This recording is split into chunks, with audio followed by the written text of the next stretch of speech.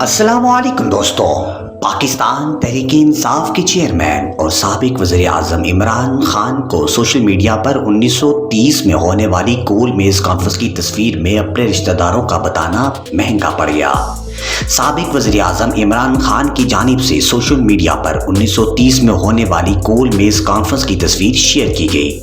جس میں انہوں نے لکھا کہ لندن 1930 کی تاریخی گول میز کانفرنس میں قائد اعظم اور علامہ اقبال دونوں موجود تھے۔ یہ تصویر میرے خاندان کے لیے فخر کا باعث ہے، اس لیے ہے کیونکہ تصویر کے بائیں جانب سے دوسرے اور تیسرے نمبر پر میرے دادا کے بھائی محمد زمان خان، جن کے نام پر زمان پارک بھی قائم ہے، اور میرے خالو جہانگیر خان موجود ہیں۔ سوشل میڈیا صارفین نے عمران خان کی اس پوسٹ کو آڑے ہاتھوں لے لیا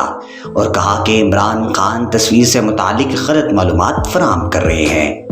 سوشل میڈیا صارفین نے تصدیق کرتے ہوئے کہا کہ یہ تصویر برطانیہ کی اوپن یونیورسٹی کی ویب سائٹ پر موجود ہے، جس میں عمران خان کے کسی بھی رشتہ دار کا ذکر موجود نہیں۔ یہ پہلا موقع نہیں کہ جب عمران خان نے اس طرح کی غلط معلومات کے ساتھ تصویر شیئر کی ہو۔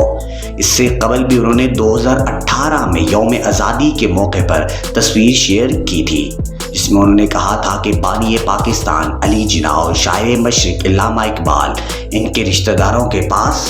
بیٹھے ہوئے ہیں، اور 1930 کی گول میز کانفرنس شاید ہی کوئی ایسا ہو جس کو یاد نہ ہو، جس میں علامہ اقبال نے اپنا خطبہ اعلی بات بھی پیش کیا تھا۔